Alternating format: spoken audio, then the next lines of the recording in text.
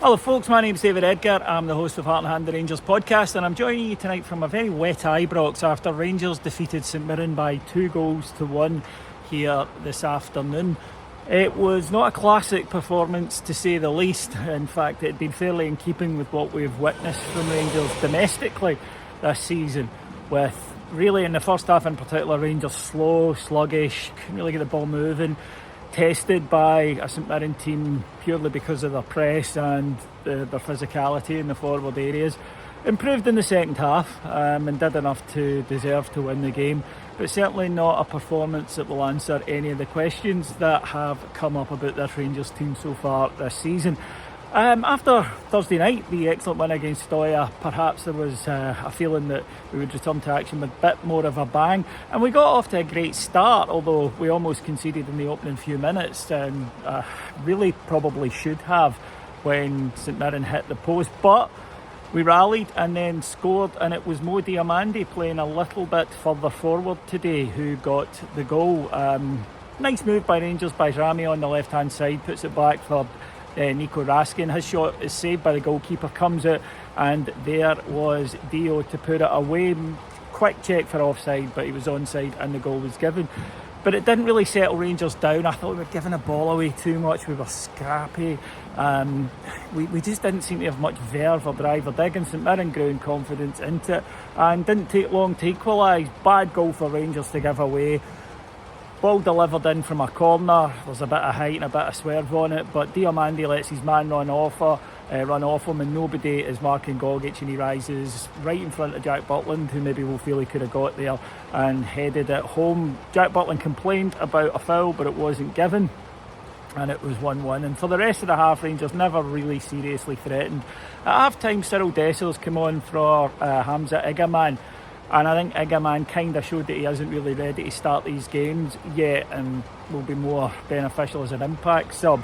But Rangers in the second half, I thought, looked a bit better, particularly from the hour mark, and a big part of that was a change that was made at the back. Robin Propper, who had struggled all afternoon, the physicality of the St Mirren front line had caused them all sorts of bother, and I think there are genuine concerns about Propper in Scotland, where we've seen centre-halves come in who are good in European competition, but you are going to be bullied by forwards here unless you stand up to it, and he didn't today, and he was taken off after another mistake on the touchline had led to St Mirren chance.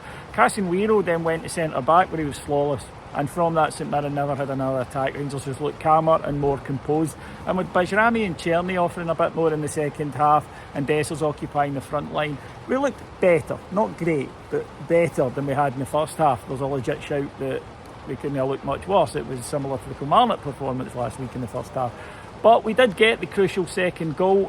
Excellent work by Dessers. He bursts down the left-hand side, gets to the byline, cuts it back, and there is Václav Cherny to slide it home. He could have had a third not long afterwards. Great save by the goalkeeper after a lovely bit of play by Rangers. Dessers could have added a third in injury time when he broke clean through on goal, elected to go round the keeper, claimed there was a foul, it wasn't given, and a VAR check also made no difference to that decision. I'll need to see it back. At the time, I thought it looked a fair shout for a penalty, but I wish he'd just put the ball away in the first place.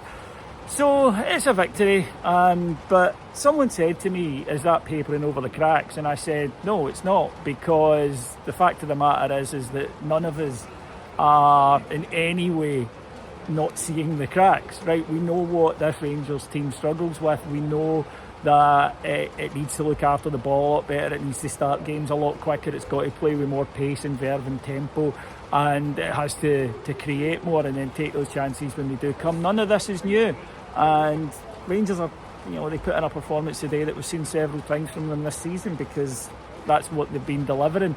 They'll need to deliver significantly better on Wednesday night at Pittodrie. If they don't, there'll be more pressure on them, but that's life at Rangers, and you can either deal with it or you can't, and the ones who can't will not last long here. Right, thank you very much for listening to me. If you want much more analysis of it, and I think they're telling us it's time for us to get out with the lights going off here at Ibrox, that then it's your best place to go is patreon.com/Heart and Hand. Thanks for listening to me, folks. I'll talk to you again on Wednesday night. Take care, everyone. Bye-bye.